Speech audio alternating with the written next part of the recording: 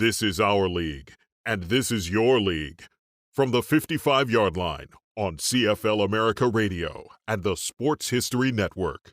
Stand by, 15 seconds to air. Stand by, all cameras and videotape. Ready with your opening graphics. Stand by, Howard. Here we come, Frank. Ready, Don. Stand by, audio, your opening music, and roll tape. Take tape.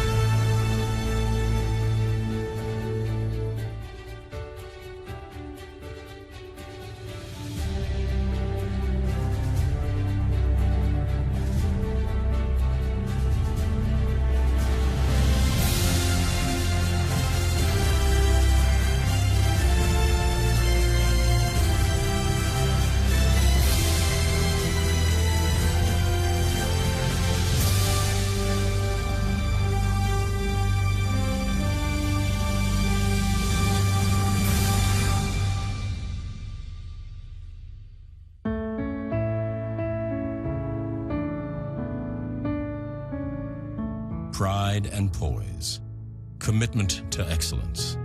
Just win, baby.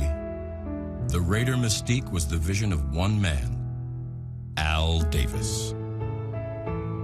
But before 1976, it was largely unrealized. Oakland never won when it mattered most. The Baltimore Colts are the AFC champions, and it's on to the Super Bowl. That's the end of the American Football Conference Championship game. The Dolphins dominated all the way. Between 1968 and 1975, the Raiders played in 6 AFC championship games and lost all 6, each time to the eventual Super Bowl champion. When you get as close as we had gotten, and then not to be able to get it done, and then to get so close, the frustration just continued to mount. Tough guys are tough guys on the field, but football players are no different than anybody else. You really feel bad when you lose. Maybe guys have too much pride or have an image of being too tough to cry outwardly, but I've seen guys that are really hurt by not winning, and I've been one of them. We've been bridesmaids a lot of times. Hang on to your hats. It's down to one big play. 4th down and 10 yards to go. While the Raiders were continually jilted at the championship altar, the Pittsburgh Steelers spent much of the 70s married to the Lombardi Trophy. And there's a collision. It's caught out of the air. The ball is pulled in by Franco Harris. Pittsburgh's victories were usually controversial, but that still spelled trouble for head coach John Madden. Since his hiring in 1969, Madden had won more games than any NFL coach, but had failed to take his team to a Super Bowl. You did hear Madden couldn't win the big one, but I used to say, man, before the game, tell me when there's a little one. We won a lot of big games, a lot of regular season games, a lot of big games to get to playoffs, and a lot of playoff games. Under the gun. He throws.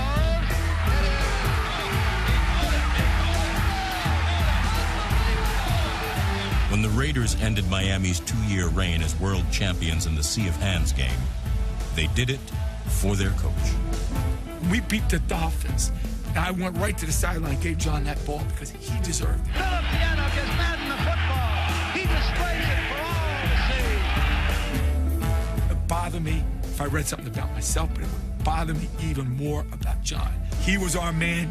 Us as players loved him, and you had to watch John operate. On the sideline, he was a maniac. Hey, throw the damn flag! Which was beautiful. Hey, you jerk! You big jerk! You don't call. You ever call one on them? But during the week, the X's and O's, everything had to be perfect. He prepared us so well. And when we lost, it wasn't John Madden's fault. I guarantee you. I don't believe in that thing that a team can't win the big one. I've been in playoff games. We've been in championship games. Of course, we haven't won it, but we really feel that that's ahead. I was never frustrated because I knew we were good. I knew we were close. And we never lost to a bad team. We lost to some of the greatest teams in the history of the NFL. The worst thing you could do is get into the playoffs, lose a championship game, and panic. Because all we did was maybe need a first down here, a call here, and we would have been there. The guys that had to be frustrated were the guys that won 2 games. The 1975 season ended with another crushing defeat. It's tough. It's cold.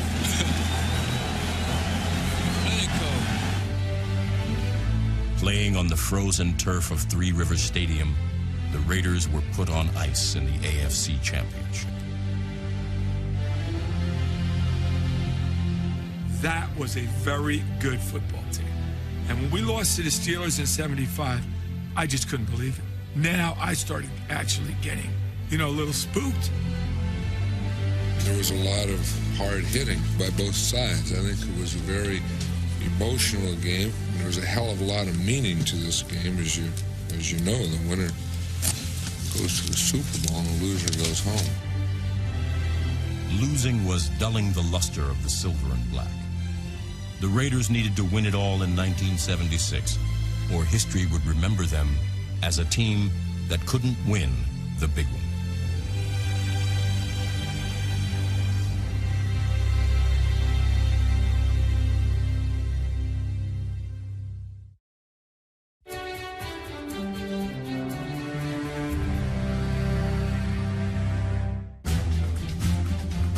If the Raiders were ever going to become a champion, they would have to beat the Steelers. In the first game of the 1976 season, Pittsburgh led by 2 touchdowns with 5 minutes remaining. They came right out and they got ahead of us, but we did have one of Kenny Stabler's great comeback games, and we took them down. Kenny to Casper. Stabler is back to pass. He waits. He fires. He's got Casper. Touchdown, Raiders! Kenny to Branch. Here comes the rush. He ducks under it. He's running to the left. He throws. Branch makes the catch. Once we got going, we could score quick. Branch to the 15. Branch to the 10. Branch to the 5. Give Kenny an inch, he would take a yard. Stabler rolling to the left. He could take it in. He tucks it under. He's at the 2. Touchdown, Raiders! Well, it's all even at 28 all. 1:05 left. The Silver and Black's defense left Terry Bradshaw black and blue. Fires. It's broken up. It's intercepted by the Raiders at the 15. And Oakland handed the world champions a stunning defeat. This will be an effort of 21 yards. Snap, spot, kick. Good. John Madden shows at least some jubilance and exuberance. It was a beautiful way to beat him because we semi took the heart out of him a little bit. Great game. Oakland's victory was overshadowed by an escalating controversy. In the 1975 AFC Championship, George Atkinson had knocked Lynn Swann out of the game. In the season opener, Oakland's hard-hitting safety did it again, and Pittsburgh's coach launched a media offensive. Chuck Noll said that they were the criminal element of the NFL, but that was the way that those guys played. George clubbed him with a forearm, knocked him out of the game, maybe a little outside of the rules, but that was George's way of setting the tone for the game. I was nowhere near the football, and the ball wasn't even thrown to me. If he was playing a game of football, he would have tried to make the tackle on Franco Harris, who ran right past him. The blow was illegal, delivered with what would seem to be some type of malice. It's our contention. It was basically criminal. We never go out on the field with the intentions of trying to hurt anyone, but we go out with the intentions of getting our job done. If he don't want to get hit, his best bet is not to show up when we play Sunday, because I guarantee he will get hit. Anytime he comes in my area, George's area, to catch a ball, he's going to get hit, and he's going to get hit hard. He's done a lot of mouthing off. Personally, I think he's more interested in being an announcer than he is a football player. When we played Pittsburgh, it was a physical game, and those things are going to happen. You know, it wasn't only George Atkinson and then Swan. Pittsburgh was just like us. Very tough, very intimidating. I've seen Joe Green kick guys, stomp on guys, and he's a Hall of Fame player. I've seen Mel Blount grab Cliff Branch and pick him up and shake him like a rag doll and dump him on his head. Our team played within the rules. We were just so physical that a lot of people always accused you of these things because they couldn't beat you. The Swan incident magnified the Raiders' reputation as outlaws, and the legend of Atkinson only grew. George Atkinson was the culprit this time, except that Atkinson outdid his teammates by being hit with 2 penalties on the same play. If the Raiders were above the law, it was because their coach refused to lay down one. We had no rules. There's no rules. I mean, just show up and play your hardest. John would preach that, and we would do it. These are the greatest athletes in the world. They're like artists, and if you take their creativity away from them by making them robotic, then they're going to play like robots. But if you give them individuality, and if you give them some freedom, then they can be and play the way they are. The Raiders had the most bizarre group of misfits in NFL history. The Twos, number 72, John Madden, had been cut by 3 teams. Tight end Dave Casper was a ghost. And there was nothing friendly about the assassin, Jack Tatum. Phil Villapiano, number 41. His nickname was Fu, F-U. He grew this weird-looking Fu Manchu mustache one year and was wearing it around Santa Rosa and got in a fight with a bunch of bikers, and the bikers beat him up. You got Happy Fella, John Fella. Don't upset Happy Fella, because he will tear your head off. Now there's a little bit of milling around going on. Lambert is off to one side, and they've got Fella off to the other. Our left corner, Skip Thomas, his nickname became Dr. Death. Dr. Death at 25, and Doctor has saved the day. On a team where the inmates seemed to be running the asylum, linebacker Ted Hendricks earned the nickname the Mad Stork. His first day at practice, he rode a horse out to the middle of the field. On the horse, he had on his Oakland Raider practice uniform, and he was wearing a German helmet with number 83 on the side of it for who knows why. And we all just kind of looked at each other and said, fits right in. In the opening weeks of the 76 season, the Renegade Raiders rode all over the competition. Setting up, steps up, he throws, Siani, big catch in the end zone for a touchdown. Oakland reeled off 3 straight wins. But domination of the regular season, a Raider tradition, would prove nothing.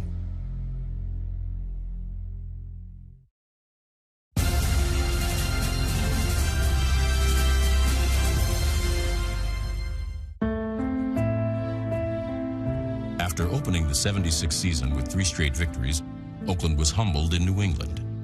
The Patriots handed the Raiders their worst defeat since 1963. Oh, we got the hell kicked out of us. Looking back on it, go up there and get thumped the way that we did. Maybe it's a little bit of a wake-up call. Maybe it's a little bit of a blessing in disguise. Maybe you're not quite as good as you think you are. It's not something that you can say, that's okay, it was just one of those things. I think that's one of the biggest mistakes we could make. They really played better than we did, and they beat us. No one else would beat the Raiders in all of 1976. The silver and black demolished the competition with their trademark, the bomb. Throwing the bomb to Blanche. Blanche against Jones. It's a great catch. 5-yard line. Touchdown, Raiders. Oakland's vertical passing game was devastating. Even a mountain of penalties could not stop the Raiders' march to the summit of the NFL. The referees, they got a pat on the back if they could, throw more flags on us than the other team.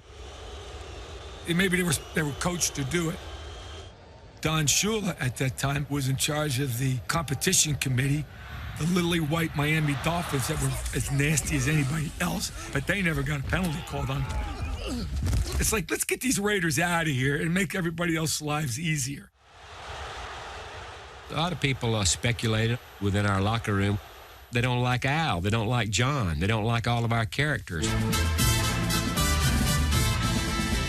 Throw as many penalties as you will. As long as you win, no big deal. When the Raiders hosted Green Bay in late October, they were flagged 17 times and accumulated more penalty yards than rushing yards. Looks for Brandt, now looks to Biletnikoff, throws, touchdown Raiders! But the Snake threw 3 touchdowns in 9 minutes to bury the Packers.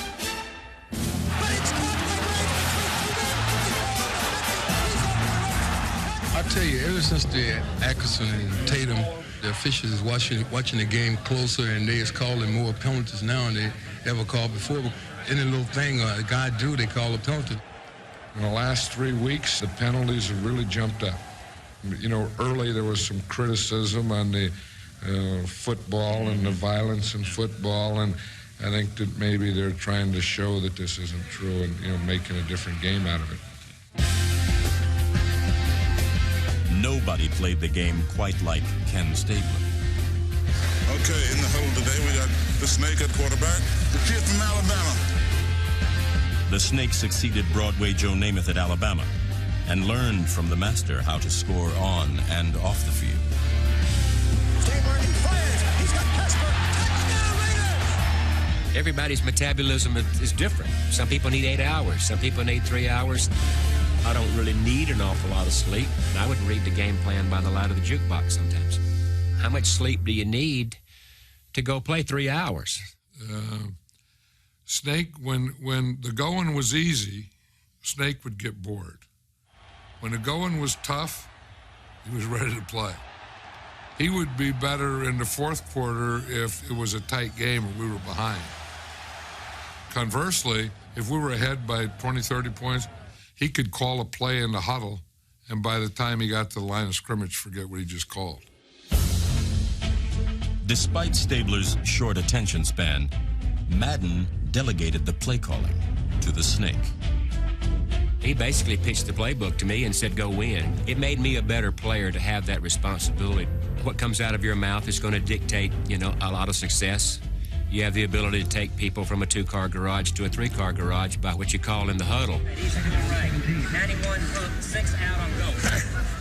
I liked it when the players were in the huddle and they say, okay, this is what we want to do. This is a play we're calling. Hey, Snake, let's don't butcher that damn 61 man on that blue goal. Rather than a play being sent in and saying, hey, this is what they want us to run.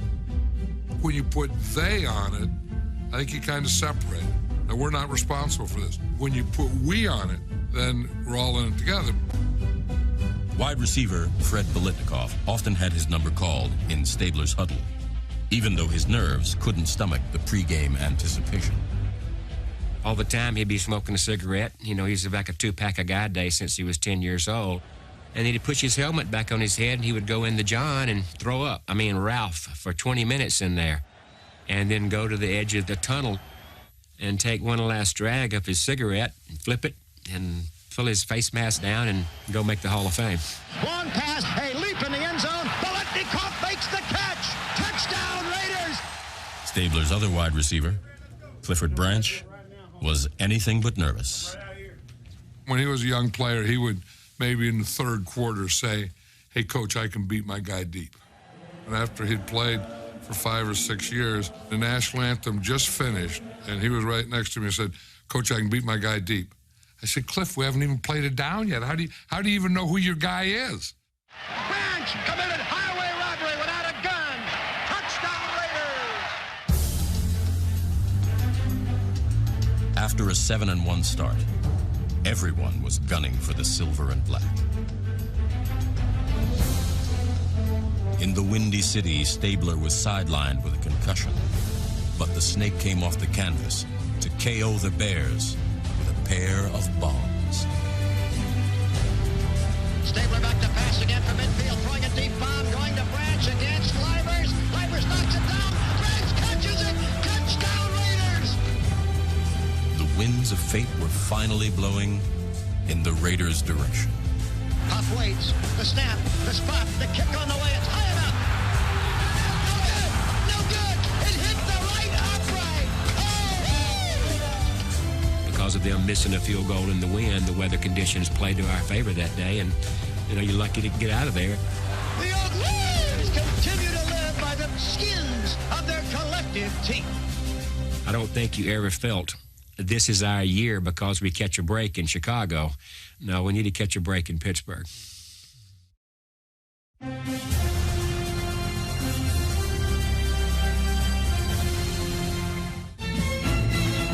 Since the mid-60s, the Silver and Black had won more games than any organization, and the hallmarks of Raider football had become legend. Physical, dominant blocking. The vertical passing game. Going deep to Branch again. He's got a step. A relentless assault on the quarterback. But the greatness of the Raiders came from an attitude. Al Davis once said, "I will do anything to win." And he wanted players who would win at all costs. Pitch, I hit him with a forearm a while ago, so he's out. He's not on his feet. Oh, yeah. The type of player that Al brought in had that type of attitude that we wanted to be tough, that we liked being disliked. I think half of our team was on a work release program just to play. You gonna have any fights this week? Oh, man, we gotta have some fights.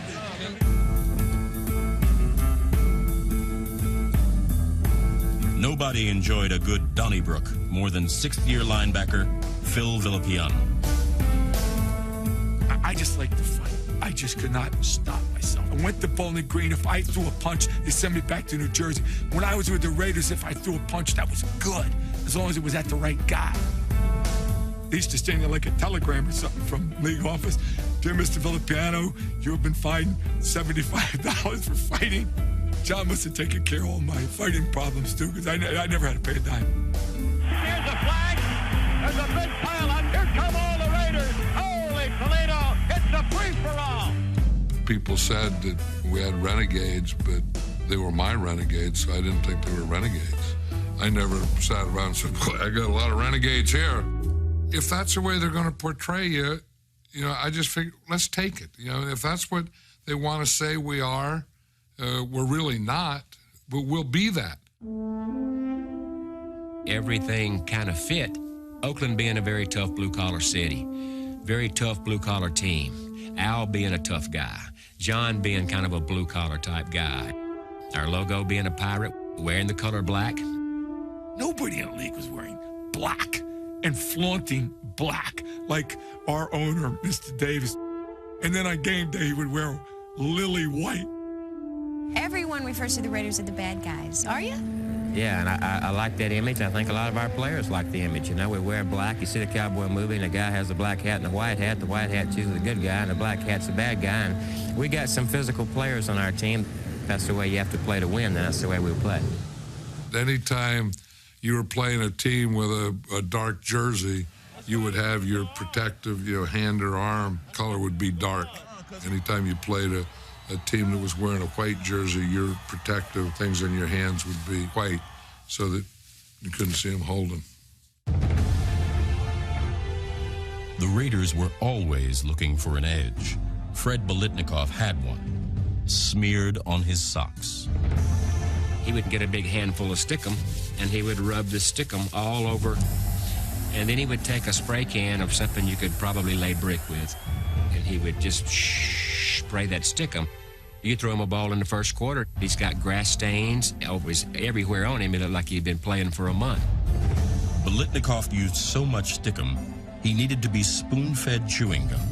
But that was not the only suspicious activity on the Raiders' sideline. We had a guy named George Anderson who was our trainer, and he was like in the CIA or something. They would have experts in demolition or something. George was an expert in pads, probably most of them illegal. George added to my gloves. What he did was he took the stuff from the, like you make casts out, he put it in the hot water, and then he molded it for me. What I essentially had was 2 casts. So when I hit somebody, boom, that was my first shot, right to their eye. I could take them down if I hit them just perfect. I used to like to call it the rake and the can opener. When you got them and you had them in the throat, you do like that, you know, and you could pop the helmet off, that would be the can opener. One time, O.J. Simpson, they hit him just perfect. They showed this tackle I made for the whole year. Juice's helmet came off, and helmet went flying, and he dropped to his knees and went like this. I contribute that to our wonderful trainer that was a master of illegal pads.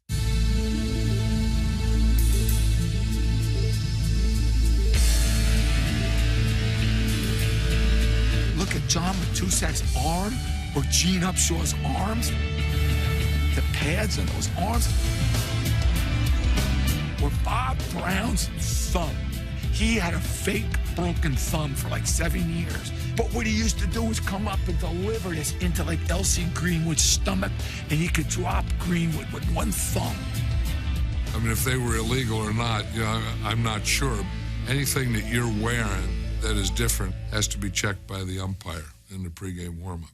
Of course, you could not wear it in the pregame warm-up and then put it on for the game. I know that.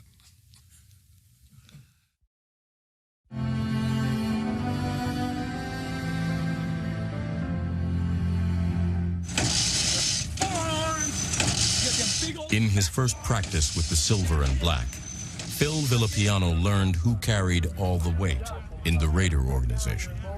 I'm being coached by Ray Malavasi, and this guy on the sideline just kept commenting and telling me what to do, and it was driving me nuts. And I thought it was somebody's father. So I went back in the huddle and I said, Ray, get that guy away from me. Get him away from me. Tell him to just shut up. I can't concentrate with him.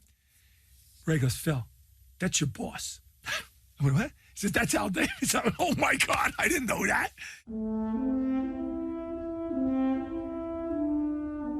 The Raiders' owner was omnipresent and such a charismatic figure, reporters often assumed that Davis was pulling all the strings. The last thing we want to do is make excuses. Was it turnovers, Al, more than anything else? Yeah, my name's John. A hell of a time, I know, but anyway, John thinks that... Well, it's an excellent rumor, but unfortunately it isn't true. John Madden coaches our football team. In 1969, when John was appointed head coach, my role with the Oakland Raiders changed from one of direction. I used to direct the football team, even though I was the owner and not coaching, to one of assistants. Working for Al Davis was great. We worked together. I always said the best job a coach can have is determined by how many people you have between you and the owner. There was no one between he and I. I mean, there was no general manager, no one else. So anything that I needed, I didn't have to go through, layers. I just went right to Al, and the whole time that I coached, I was never turned down for anything. Davis's bad boy reputation obscured how good the Raiders really were. Hall of Famers Art Shell, number 78, and Gene Upshaw, number 63, anchored what may have been the greatest offensive line in NFL history.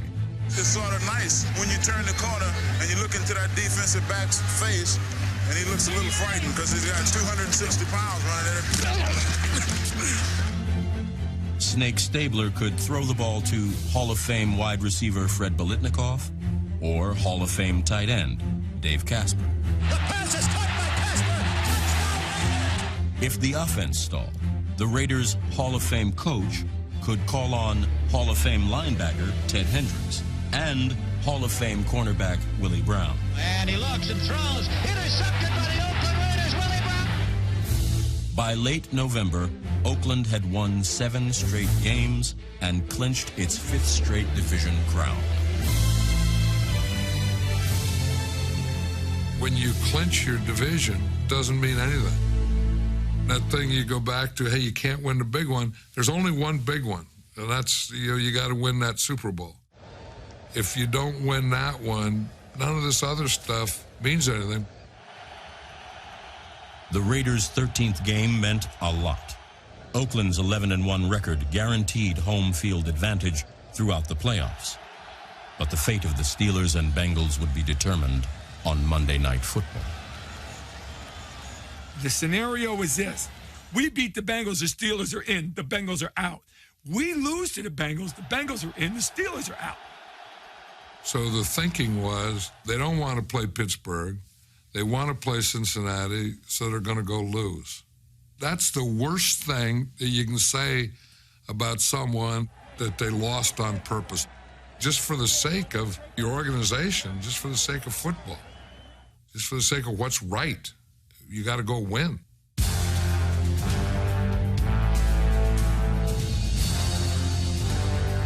The Raiders were a collection of renegades, but while some might accuse them of cheating an opponent, they would never cheat the game. Back is Stabler, ups once, goes down the middle of Casper, wide open, touchdown Raiders! I couldn't even think of an NFL team ever laying down, especially on Monday night, especially against a team like the Bengals, because we hated them too. We hated everybody. Stabler rolling to the left, throws a quick touchdown to Casper! We just kept pounding these guys. Coach wanted them annihilated, and we did it to him. Looks into the end zone, fires, Biletnikoff, touchdown Raiders! We knocked Cincinnati out of the playoffs. Branch one-on-one with Riley, a leaping catch, touchdown Raiders! And we put Pittsburgh in. That Monday night game was the most proud game that I ever coached in my life. You know, I don't know any other way to play. And thank goodness my players didn't either.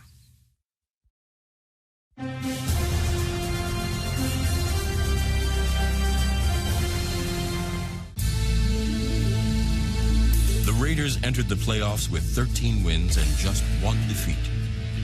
The Patriots were the only team that had beaten them. And when New England raced to a 21-10 lead, Oakland needed a miracle from Ken Stabler.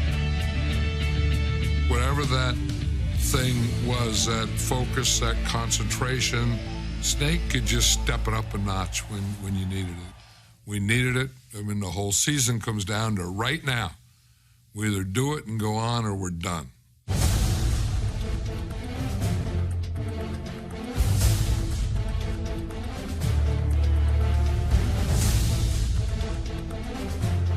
On the snap, hand off to Van Eeken. He drives over. Touchdown Raiders! Kenny got his name the Snake for a reason. He was as cool as a cucumber. He wanted that ball. He knew he could do something. He just knew it. Stabler back to pass on first down. He looks, he throws, he's got Casper. 28. But the Snake's final drive stalled on New England's 29-yard line. 3rd and 18. Yeah, that's a long way. Too many third and longs will make you sleep on your side of the bed. You're going to get knocked around. Straight drop back, sets up, he's throwing a deep bomb. Carl Garrett, and it's broken up at the last second. For a moment, it looked like it was going to be on the button. For years, the big games had turned against the Raiders on big calls. But seconds from defeat, the silver and black were saved by the black and white stripes. Sugar Bear Hamilton, as I throw the ball, he hits me in the head with a forearm. You know, he said that he didn't mean to, but he hit him in the head. They don't allow that.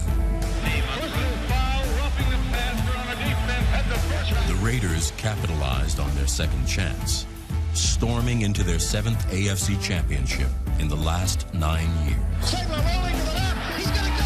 He wins it in! Kenny Stabler, touchdown Oakland! It was a great comeback for us, and you know, we did what we had to. Sometimes the only thing remembered is the Sugar Bear Hamilton penalty, like we didn't do anything, then they called a roughing the passer on Hamilton, and that gave us the game. I mean, that's not true. Only one team stood between the Raiders and the Super Bowl. the Pittsburgh Steelers.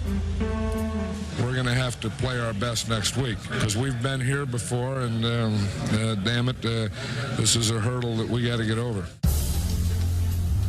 For the third year in a row, Oakland was playing Pittsburgh for the AFC Championship.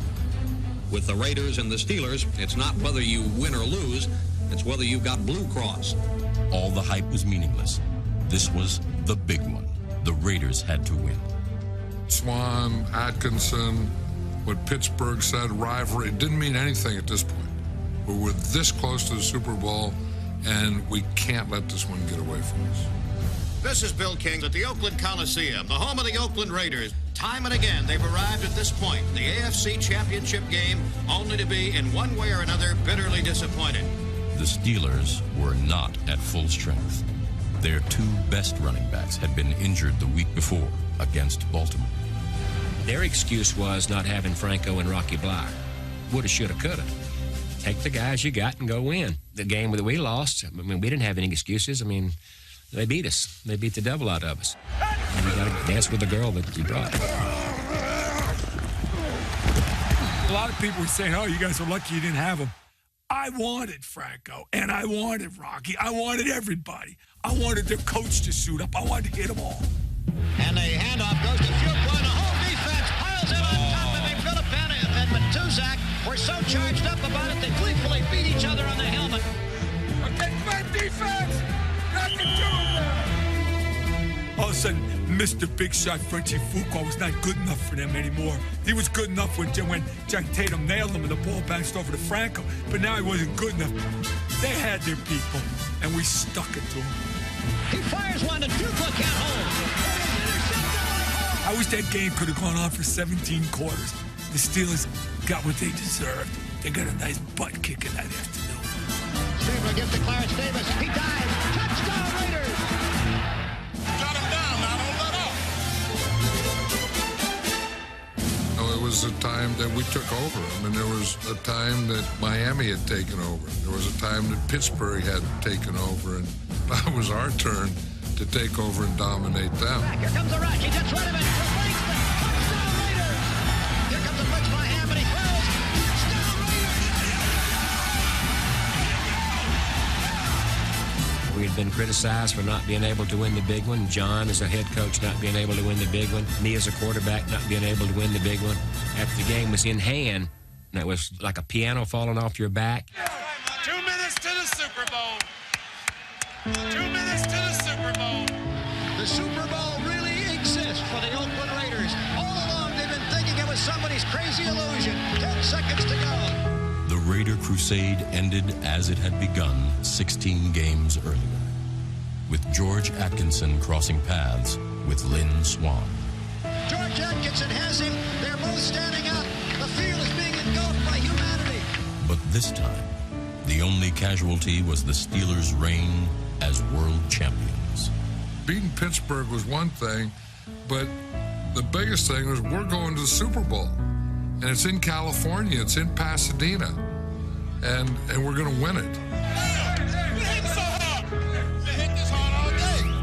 We were so excited and having so much fun, and we had finally accomplished what we wanted to. Cigars and backslapping and high-fiving, throwing the coach in the shower.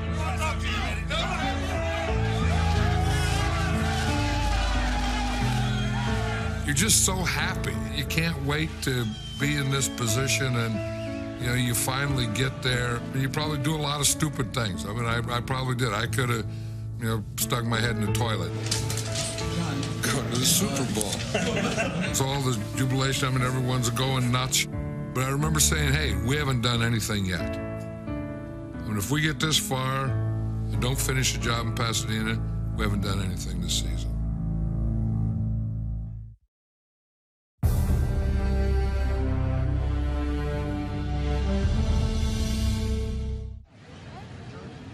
The Oakland Raiders arrived at Super Bowl 11 on the threshold of greatness.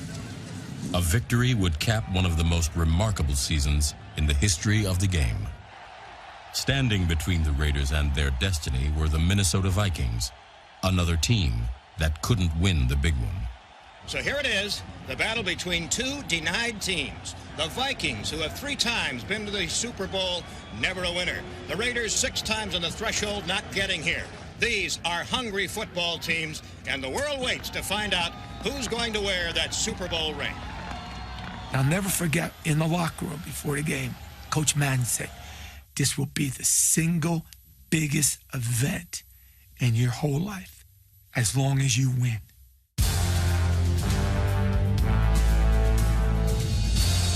The Raider offensive line never had a finer hour. Gene Upshaw and Art Shell chewed up Minnesota's purple people eaters, and Oakland rolled up more rushing yards than any team in Super Bowl history.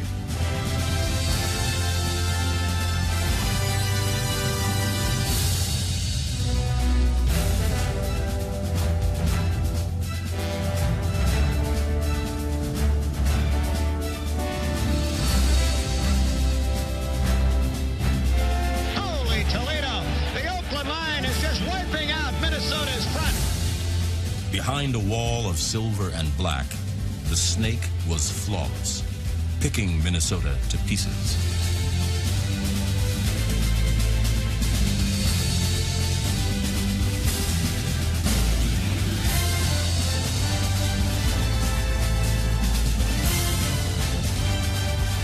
A brilliant work of art by the master of his position. Yasha Heifetz never played a violin with more dexterity than Kenny Stabler is playing the Minnesota Viking defense. Super Bowl 11 was never a contest.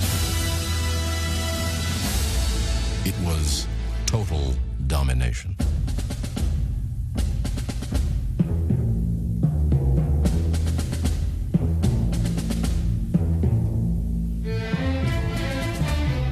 This silver and black Sunday had been a long time coming. After 16 victories and just 1 defeat, the greatness of the Raiders was undeniable, and ageless cornerback Willie Brown carried them into history.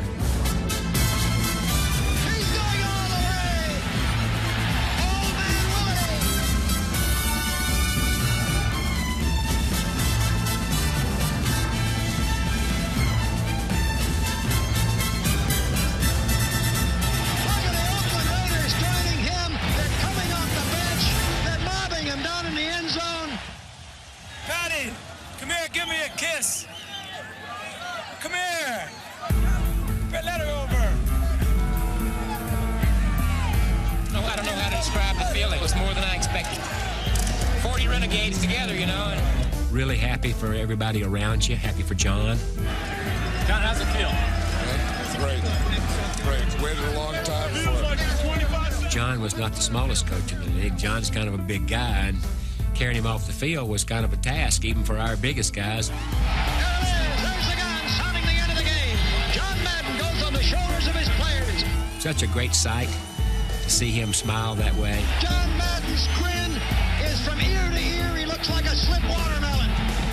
Well, I was surprised they could get me out. And the guys were carrying me. They tripped over a photographer.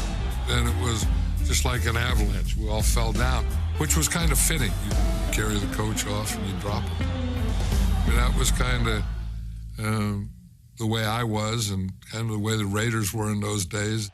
It was just typical Madden. The biggest kid of them all was John, enjoying every single bit of it. And he had a whole bunch of reasons to win that Super Bowl game, and he got it done. He became that great coach that got him in the Hall of Fame that day. Great guy to know and great guy to have as a friend. After a decade of dominance, the Oakland Raiders had finally earned a championship ring. We wanted silver and black, and then we wanted a football, and then we wanted a lot of diamonds. We wanted more diamonds than anyone had before, and we wanted to be bigger than the Steelers. The big stone in the middle represents Super Bowl 11. The 16 stones that make up the football represents the 16 victories.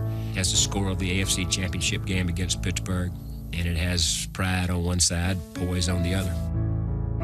It's probably the closest thing that's an object that's me. This ring, I'm sure, means the same thing to almost all of my teammates. So proud it says world champion Oakland Raiders.